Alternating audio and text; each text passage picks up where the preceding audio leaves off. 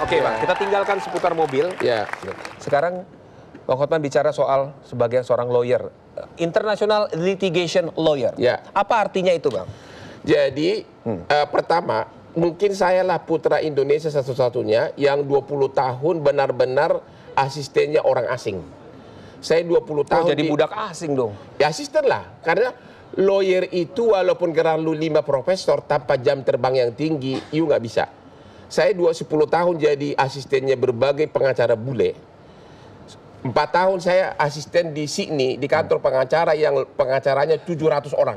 Oke, itu bermakna apa? Meaningnya artinya dengan itu apa? Bahwa untuk jadi lawyer hebat itu harus gara-gara jam terbang pengalaman yang sangat tinggi. Oke. Terutama jam terbang. Apalagi kalau bisnis internasional, bahasa hukum itu total beda. Ya, benar-benar has to be jam terbang yang tinggi. Oke, Bang, itu bicara soal itu.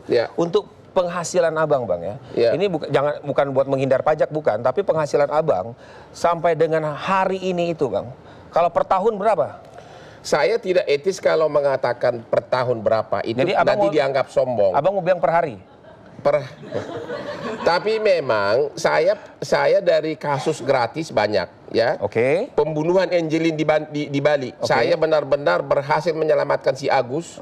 Ya. Dia pembantu saya 20 sampai 30 kali terbang ke Bali hanya untuk bersidang, dan saya berhasil dia dari pelaku pembunuhan jadi hanya sekedar membantu. Itu benar-benar zero, bahkan ya kan. Tapi saya juga menangani berbagai perkara raksasa yang saya bisa dapat sampai puluhan juta dolar. Puluhan juta dolar. Jadi tertinggi yang pernah Abang raih dalam suatu perkara, Abang dibayar berapa? Saya pernah dapat tertinggi 12 juta dolar. 12 juta dolar. Ya. Itu sekitar 150 miliar loh. Benar. Wow, 150 miliar dolar. Itu tahun berapa kira-kira? Ingat? Itu sekitar 5 tahun lalu, dan ada itu 4 perusahaan tambang IUP. Jadi asingnya ini kalah saya bikin 4 kasus.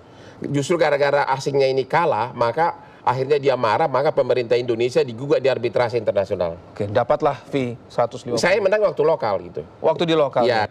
Dari tadi kita bicara soal kehidupannya enak banget ya, miliaran, kemudian mobil mewah. Dulunya, Bang, tentu kan kita sebelum tenar seperti ini punya masa lalu. Dulu masa lalunya itu seperti apa? Waktu kecil lah paling tidak, kemudian masih muda. Saya dari keluarga baik-baik. Yang bikin saya sukses itu ibu kandung saya. Saya bukan anak orang susah. Saya anak pengusaha mobil dari Tapanuli, tapi memang kelas daerah. Ya, ibu saya orangnya pintar. Dia bisa ke pasar beli ikan mujair 1 ember, dimasak semua untuk anak-anaknya. Hanya selalu pesannya agar kau pintar di sekolah. Oh, itu doa dari ibu. Itu doa. Ya. Sama saya sampai sering digaji agar saya mau makan daun pepaya sama telur. Jadi memang ibu saya lah. Kami 10 bersaudara, semuanya hampir semua sukses, 8 sarjana, tahun 70-an kalau dari kampung bisa sarjana di Bandung itu sudah hebat. Jadi ibu saya itu. Karena ibu ya. Jadi memang salah satu faktor kunci kesuksesan itu berbakti sama ibu ya? Berbakti sama ibu dan juga didikan ibu. Karena sebagai lawyer itu terutama ya, itu secara biologis sudah ada gen lawyernya itu. Makanya kalau ada born to be a king, lahir sebagai raja, lawyer pun itu dari kandungan sudah lahir sebagai lawyer. Hotman Paris begitu ya. Bang, jadi sebenarnya sekarang itu dengan apa yang sudah pencapaian yang Abang terima semua ini, kemewahan. Arti kemewahan itu buat seorang Hotman Paris apa sih? Kemewahan. Saya pernah makan soto ayam di pinggir jalan. Ternyata saya makan di atas Lamborghini. Ternyata di samping saya petugas cleaning service juga makan sama nikmatnya. Jadi bagi saya kemewahan itu adalah kepuasan diri kita berprestasi. Kalau harta itu ada batasnya, nggak dibawa mati. Buktinya tadi cleaning service makan soto ayam di pinggir jalan, nikmatnya sama dengan saya. Jadi bagi saya arti kemewahan adalah apabila saya tetap berkarya, berhasil, dan saya 3 anak saya pingin 3 anak saya yang sudah lulus dari Fakultas Hukum di London semuanya, saya ingin dia menjadi top lawyer one day. Lebih top dari bapaknya lah ya? Lebih top dari bapaknya, ya.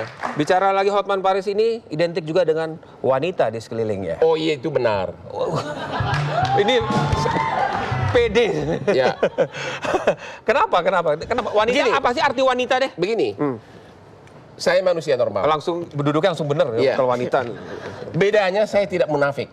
Ya oke, satu tadi dah. Kasihan suami istri-istri yang suami benar-benar pintar bermunafik. Saya kasih contoh.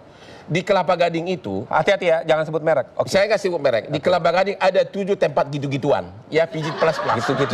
Ya. Gitu-gituan. Itu seluruhnya penuh mobil. Jam-jam seginilah. Termasuk mobilnya Hotman Paris? Saya tidak pernah. Oh, tidak. Anda boleh tanya, saya tidak pernah jajan. Oke. Saya mau tanya, saya suka bercanda. Kalau di komplek perumahan penuh dengan mobil, berarti 70% adalah suami-suami penghuni komplek. Berarti suami-suami kalian itu memang sehari-hari benar-benar. Ini abang nih kalau gini. sopan. Abang nih jawab tudingan ketika ibu-ibu ngerumpi Hotman tuh cewek-cewekan aja kerjanya. Sementara abang mau menjawab laki lo juga begitu gitu. Kira-kira Lebih gitu. parah lakinya. Ini lawyer tuh bela diri aja pokoknya. Saya kasih contoh. Ah. Penampilan saya memang kayak Don Juan padahal enggak. Tapi saya juga tidak munafik. Udah waktu saya pernah jatuh cinta sama artis, seluruh dunia tahu. Sampai Satpam Dirian tahu saya pacaran sama cewek itu. Tapi istri saya tetap happy, anak-anak saya semua hebat. Oke? Itu aja saya kasih contoh. Ini rahasia nih ya. Satu SAS deh. Coba berapa anggaran negara yang dikasih untuk para pejabat daerah datang ke Jakarta dengan uang SPJ. Oke. Lu tahu nggak berapa habis itu dia hampir tiap. Oke. Jadi begitu banyak. Ini abang ngakuin riset ya, riset Setiap saya ketemu pejabat di daerah, pada bercanda, pada cerita semua. Oke. Jadi kalau 7 pejabat daerah datang ke Jakarta itu Ke tempat itu? minimum 5 ke tempat gitu-gituan. Oh, tempat gitu-gitu. Jadi uang jalan dari APBN itu habis untuk gitu. Hati-hati ya. Tapi Jangan saya sampai- tidak pernah